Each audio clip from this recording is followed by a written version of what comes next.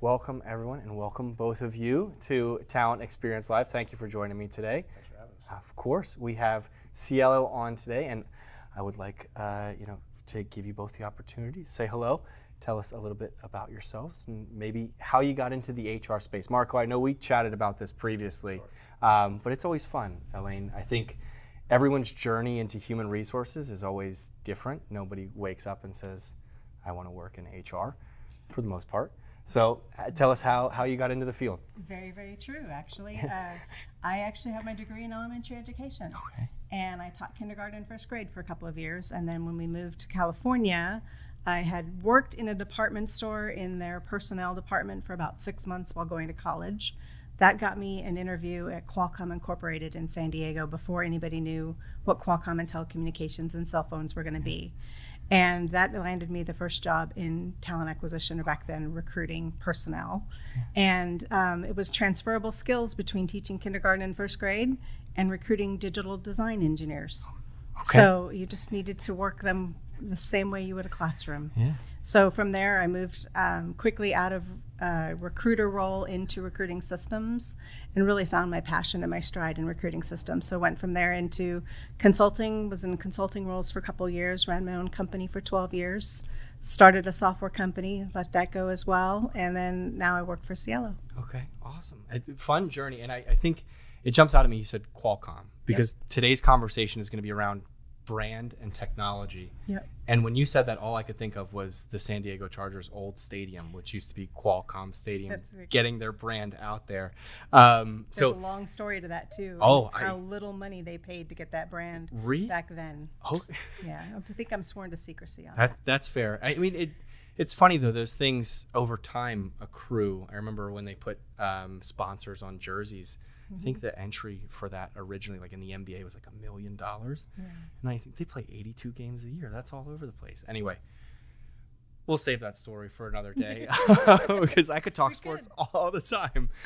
Marco, welcome back. Thank you. We're going to get you a jacket, recurring guest. I would like one of those Phenom jackets I've been seeing floating around. I might be able to find one for you.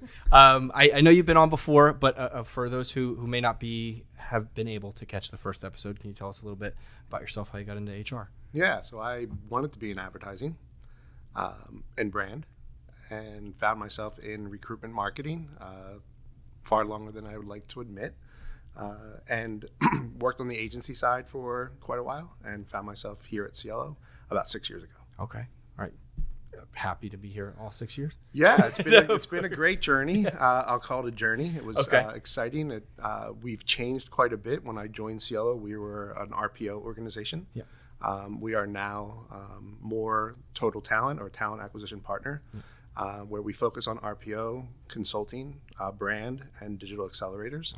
So we view ourselves, not everyone is in the market to buy any of these one individual products or solutions. So we have solutions that bring everything to our clients, and we meet them where they are. Okay, awesome. Now, I know today, I mentioned we're talking about both brand and technology. I want to start with the brand right off the bat. How do you define brand recognition in terms of talent acquisition? I mentioned the Qualcomm kind of reference there before. I don't think they were putting that up on the stadium for talent acquisition purposes. So when it comes to using it for really attracting talent, how do the two play nice? Yeah, no, it's a great question. We define it as talent magnetism. Play on words, I guess, making our clients a talent magnet. It's a combination of their reputation, the experience that you give the individual job seeker, and the reach that you have as an employer. So every individual's on their own journey. They have their own experience, but We want to make sure that they have that consumer level experience. You're easy to find, research as an organization, and then the reputation aligns into what that individual is looking for. And that's how we bring brand, really have identified brand as a way to bring some of those consumer marketing principles to the talent acquisition space. That makes sense. I mean, I'm sure a lot of, not every organization, but a lot of organizations, the talent that they're trying to magnetize could also be customers. So having that really level playing field or level experience for both has to be important. I want to ask about the technology in this aspect. How does that play into maybe the brand aspects? When we think about it, does an entire career path or career journey need to be branded? How can the technology have a negative impact on the brand? If that makes sense. Yeah, there's a couple of different answers to that. So I think the first is the positive respects to what technology can do, and that's really enabling the conversation. So moving the candidate through the transactions in a way that feels familiar, that's more successful for them in the way in which they want to interact. But then it also moves them to a faster state for conversation. So when I think about the technology piece, it's not just brand, it's brand and overall experience. So and organizations need to be able to stand up to that experience they're trying to deliver for their candidates and for their future employees, et cetera. That defines by technology being able to support that in many ways. Now, I think we all know when we buy technology, we expect it to work perfectly, right? But I can't tell you how many times I've wanted to throw my iPhone across the room from time to time. So I want to ask you, when it comes to technology and having this state-of-the-art experience, what are some challenges or even pitfalls that happened that could negatively impact brand that you've seen or come across? Oh, that's a really great question. I think one of the greatest pitfalls is not really seeing the process through the candidate lens. When we implement technology just for technology's sake, or we're doing it to solve for a different problem and we're not thinking about the end user, we're really struggling to find a way to be successful with that. And so I think all the content that we create, the storyboard that we bring forward, the message that we're trying to bring, as soon as we create that next step in the candidate's experience, which is fill out a 45-page form and spend 45 minutes on an application that times out in 10 minutes. These are not real life problems. Of course they are. So we really need to tie that experience to the story that we're trying to project. No, that makes sense. I mean, you can have the shiniest looking car in the lot, but if it doesn't turn on and get you from point A to point B, or it gets you from point A to point B, breaking down and timing out every 10 to 15 minutes, whatever it may be, nobody's going to have a good time there. Marco, I want to ask you, when it comes to the brand, there's been a lot of conversation over the past few years around purpose-driven organizations and the next batch of talent really being focused on what a company stands for as opposed to maybe what they build or produce. When companies are standing up this employer brand, how can they come across as being genuine, right? I think everybody wants, to do the best and put their best foot forward, but it's a fine line of backing up what you talk. How do organizations, can they say, hey, we're actually doing this, we're genuine about our mission or purpose? Yeah, it's a great question and top of mind for pretty much every client that I work with right now. Okay. For us, it really comes down to authenticity and transparency, sharing employee stories, getting that opportunity to talk with people doing the job today, whether they're working at a health system, a major retailer, or a technology company, to talk about their experience. Really, from its standpoint, it could be what their day-to-day looks like. It could be the reason why they joined and the purpose that they're focusing on as an organization and as an individual. And when those two things align, that's where you really see the powerful stories come across. And that's what we want to portray, whether we're talking about on website, on email marketing, social media, what have you. We're going to always take a multi-channel approach to kind of solidify that experience and get it in front of the right people who are going to find value in it. Are there any examples? You don't have to name names. Mm-hmm. I won't put you on the spot here. But any examples that come to mind, maybe of a positive impact where you had some of these discussions with some clients and said, how do we reevaluate this and come across as more genuine to our target audience? Yeah. One of my clients in Asia Pacific was running a focus on women in technology. And we had the opportunity to interview quite a few of their employees, talking about first English speaker in their family, first college graduate, first one to have a job in technology. These experiences and why they joined that organization, why they stayed, the empowerment that they felt, the pride that they felt. These are all what we had as an opportunity to talk with those individuals. The employer was 100% behind it. This was their major area of focus for growth. And that actually was able to turn into one of the strongest campaigns that we ran, from a targeted audience, underrepresented population, authenticity, name it all, kind of all fell into that umbrella, and it was really a great experience. Awesome.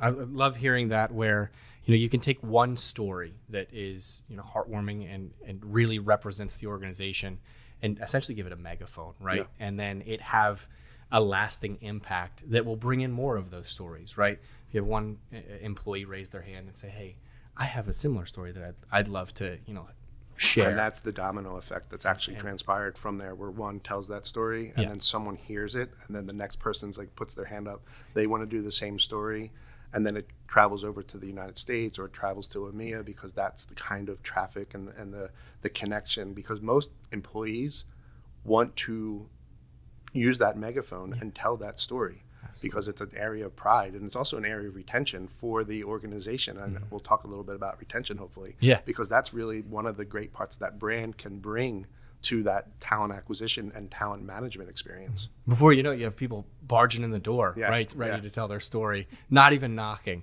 But I think, I like I said, I love hearing these. Elaine, I want to ask you, when it comes to ROI, right? I think a lot of us want to measure, ROI. None of us are doing it manually anymore, right? It's all done through bits and pieces of technology here and there. Is there a way to see, or a key metric to see, when you give that story a megaphone, if it's reaching the audience correctly when it comes to the technology and what sort of analytics or things you can see? Yeah, I think we measure everything today, and there's so many different ways and so many different tools to measure. But I think the bigger value proposition is measuring the journey that the person went through and the experience overall. So what captured their attention? And a lot of times that takes surveys to ask. And it takes that ability to ask those additional questions to your new hires. What was your original point of capture? Because so many times our systems capture referrals, as an example. Everybody's a referral. Well, you got to be a referral because something else captured your attention.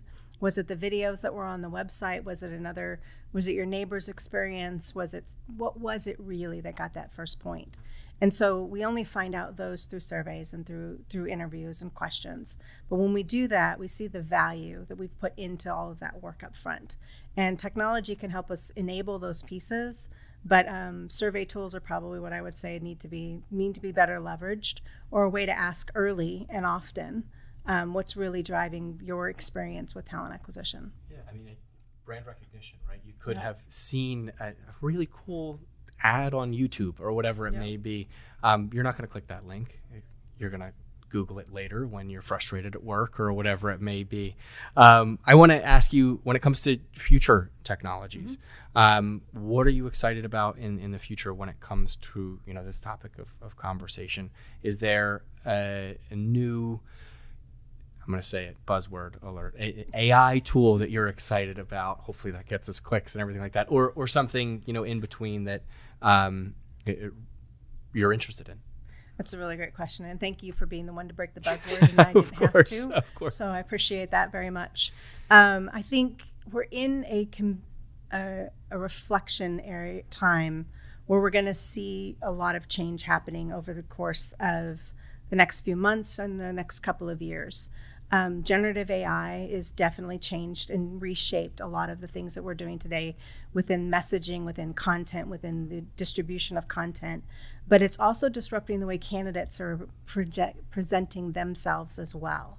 And so I don't think we've got our arms wrapped around what that's going to mean completely from a technology perspective. I think what we're going to see is candidates starting to use generative AI to recreate their resume, to recreate their story that maps directly to the job, which means we don't have a fit analysis anymore. So we're going to see new tools come out with skills, new schools that come out with better ways of mapping somebody's capabilities, experiences, and those pieces that are going to change the dynamic in which we have for organizations to really assess that fit factor. And technology's got to lead us there. Because there's the volume numbers that organizations deal with today, just the volume of applicants to the volume of positions that they're working with, and the number of requisitions recruiters are required to maintain. We need technology to be the enabler to be able to distribute against this volume piece. Yeah, I had a conversation earlier today around the beginning of ATS systems, right? Before that, it was just job boards. And this individual was telling me that they had clients call up and be like, you have to turn the job board off. My email's clogged, right? It has completely shut down. Fast forward to 2024, we're going to have all of these, I don't want to call them doctored resumes, but the perfect resume for what you're applying for. All of a sudden, everyone's at the top of the funnel. We're right back to, square one. And we need to start looking at things like skills and bringing back the human touch as much as you can. That's easier said than done, of course, with all of these numbers continuing to go up. I want to ask, and I'm not sure who to direct this question at, so I'm going to toss it up in the air. Okay. How do you think you can manage human touch and technology in order to create the best experience, right? You mentioned surveys before about getting that intel, but before you have that data, how do you think companies can balance the two? Take a first step at it. I think we need to remember that the human touch is equally important to the technology. And so oftentimes it gets pushed aside with the time that the limited amount of time that people have to have those conversations. We need to go back to the right conversations. I think a candidate's impression or expectation is when they apply, they feel that they're the right person for the job. So they're coming at this from the angle already, I'm the perfect fit, why haven't you called me yet? And yet we're looking at it going, there's 1,000 perfect fits. I can't call you all, but we need to start calling some. Mm-hmm. And I think the art of getting back into the phone screen, getting back into the interview screen, having those conversations, helping people to redirect their level of interest. And I think there's a point in time where we have to start being honest with candidates that they're not the one for the position. Yeah. And how we gently how we present honesty in a graceful way is an art that goes back to that human touch that I think it's just a muscle that we need to begin to flex again. It has to be the hardest part of a recruiter's job. I believe it is. And no one wants to do it, right? It's like I like going to the dentist, but it's like going to the dentist, right? I never have cavities, but neither here nor I still have bad teeth. As both of you grill them. Neither here nor there. Like having that conversation and being human around it is going to have a much better impact on the candidate who's being rejected, right? Building that relationship. Maybe it is a new position down the line. Maybe it's building that network for another role or wherever it may be.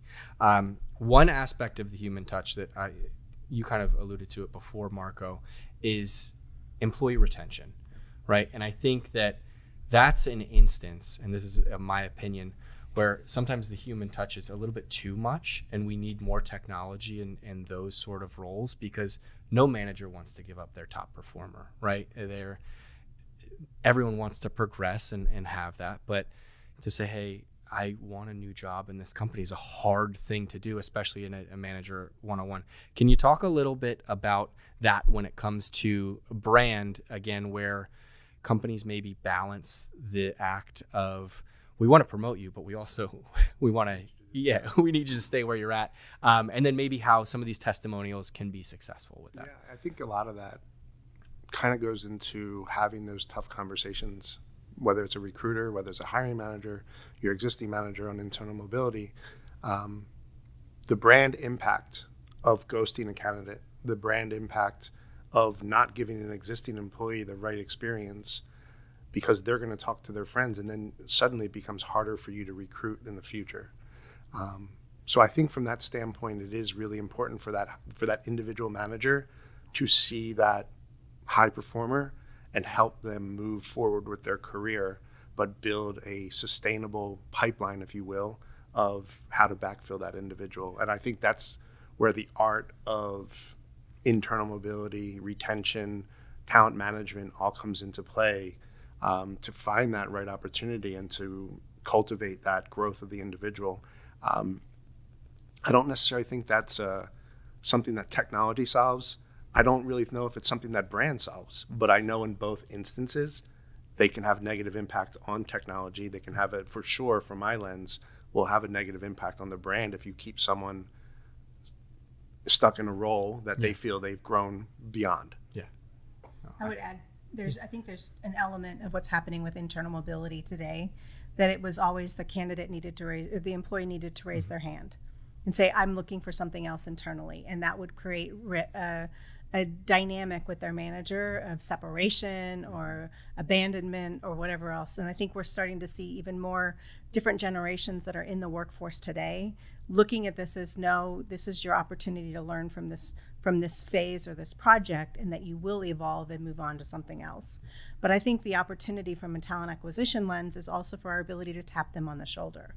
We have so much rich information around our employees. We know their skills taxonomies. We know their ontology. We know all of these other buzzword bingos that come out as far as what skills mean today. And we're able to take that information and data and look at somebody's career path and help them with that path. And the tools are there today. The content and the brand and the recognition and availability is there today. It's just activating this within our organizations. Yeah, I love what you mentioned there about the skills conversation, right? Because I think as we shift towards that, there's going to be less pressure on the job title, right? And more emphasis on, I need someone in my department with this skill, where you can begin to cross-train and kind of have that rover individual who can wear many hats and get a lot of things done, and they're not necessarily, I don't know if pigeonholed is the right term, but stuck in that one role, as you pointed out. And then that person can share their story, right, and amplify it. Absolutely. I would even challenge talent acquisition on that side. If they have a proper internal mobility platform where they can look, like how many times does talent acquisition look internally first at their own employees for a new role? Yeah.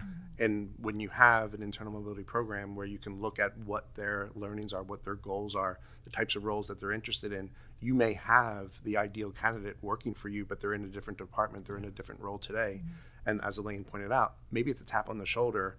As a recruiter, you go there first, because then you're not, spending the tremendous amount of investment dollars that require outbound recruiting. Yeah.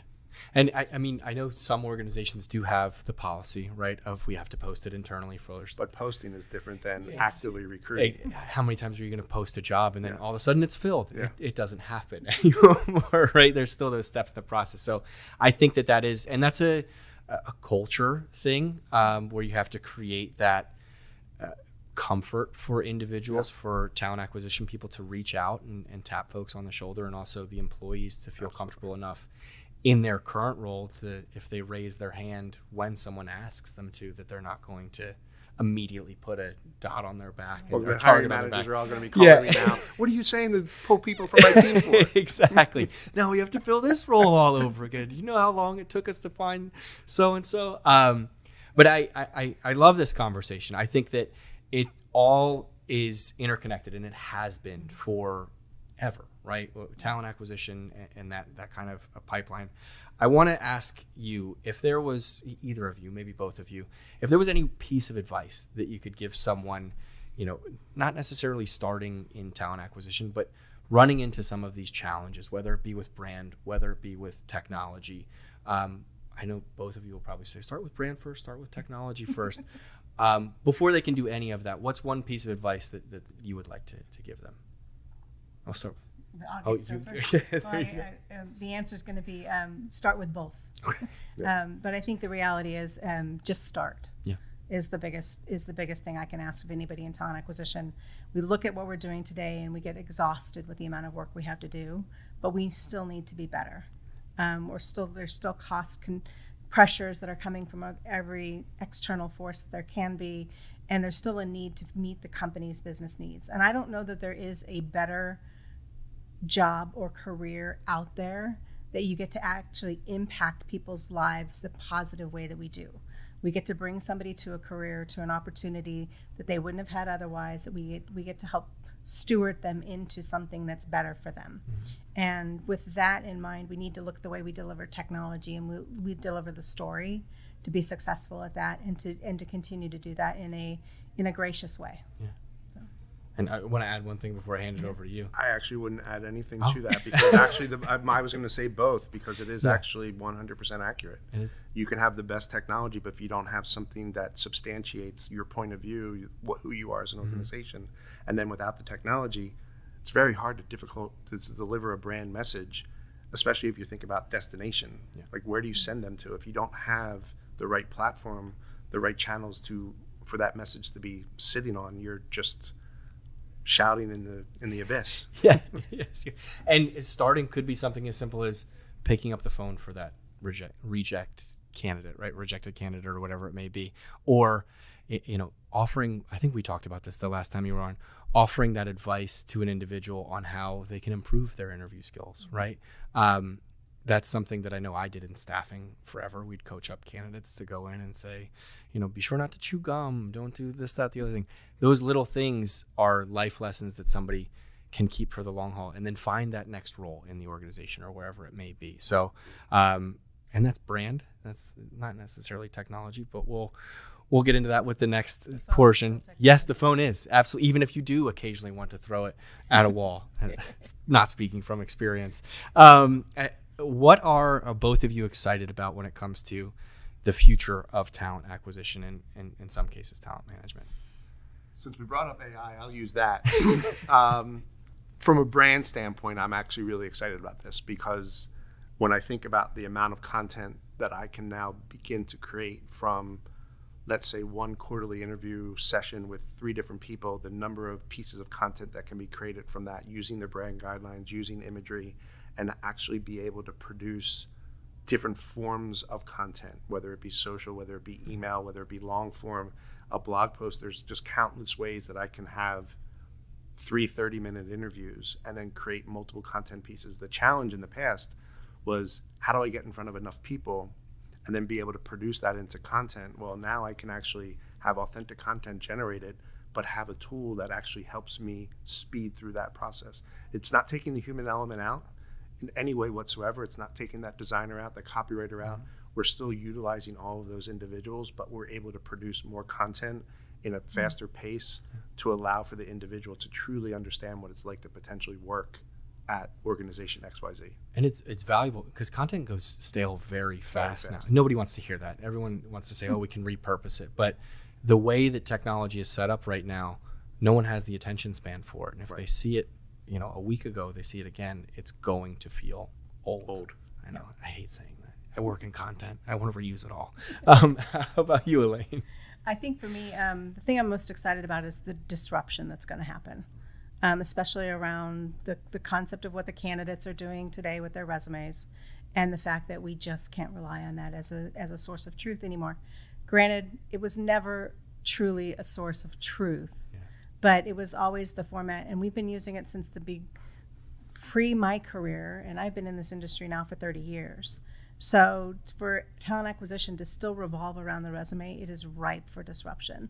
And I think the way we're going to see skills come in, the way we're going to see competency models come in, and the underlying technology to support a collaboration, even though it's with a bot, even though it's through dynamic messaging and those kinds of pieces, are going to advance our knowledge of somebody's ability to put them into the position faster.